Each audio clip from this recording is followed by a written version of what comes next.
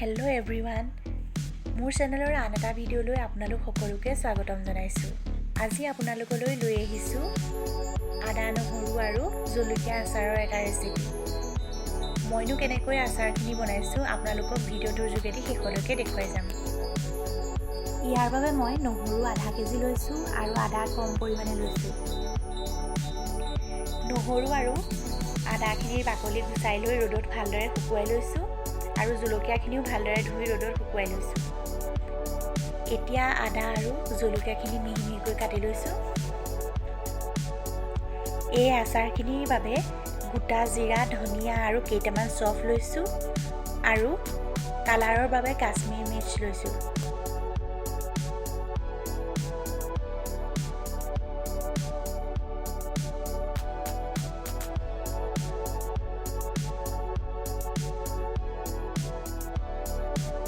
এতিয়া এখন কেৰাহীত গোটা মছলাখিনি অকণমান ভাজি লৈছোঁ।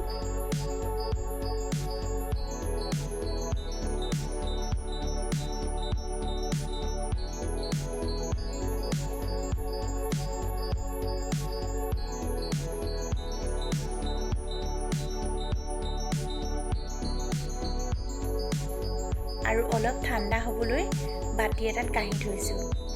গোটা মছলাখিনি ঠাণ্ডা হোৱাত মিক্সাৰত পিচি লৈছোঁ।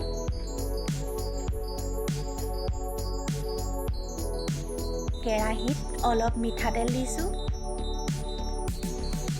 তেলখিনি বেছি গৰম হ'বলৈ দিব নালাগে।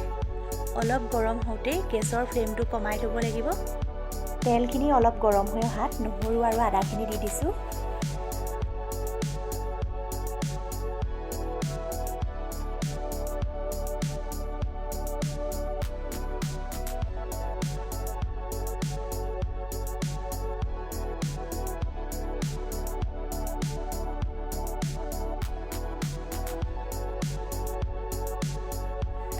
আৰু লগতে খুন্দি থোৱা গোটা মছলাখিনি আৰু জলকীয়াখিনিও দি দিছোঁ।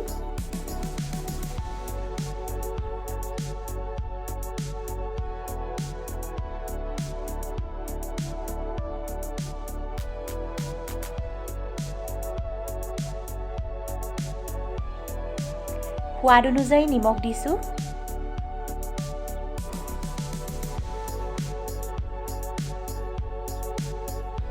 এচামুচ হালধি দিছোঁ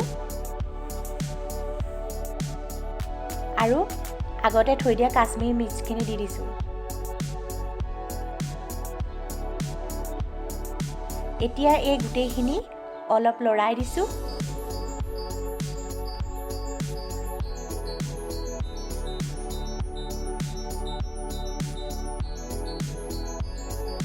দুই মিনিটমান অলপ লৰাই গেছৰ ফ্লেমটো অফ কৰি থৈছোঁ।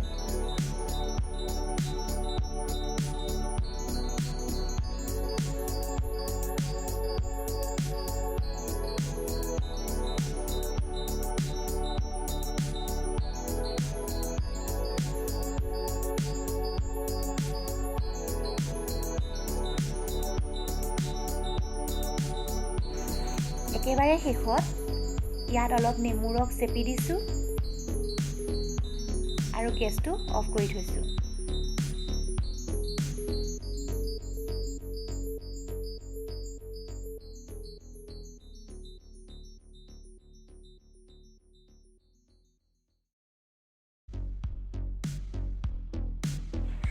আচাৰখিনি এতিয়া মই অলপ ঠাণ্ডা হ'বলৈ দিছোঁ আৰু এটা চাফা গ্লাছৰ বটলত ভৰাই থৈছোঁ।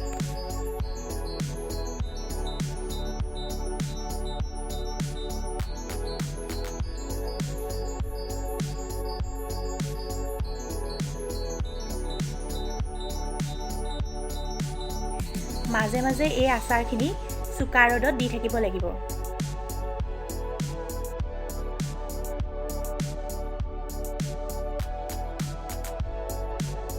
আপোনালোকে মোৰ এই আচাৰৰ ৰেচিপিটো চাই কেনেকুৱা পালে?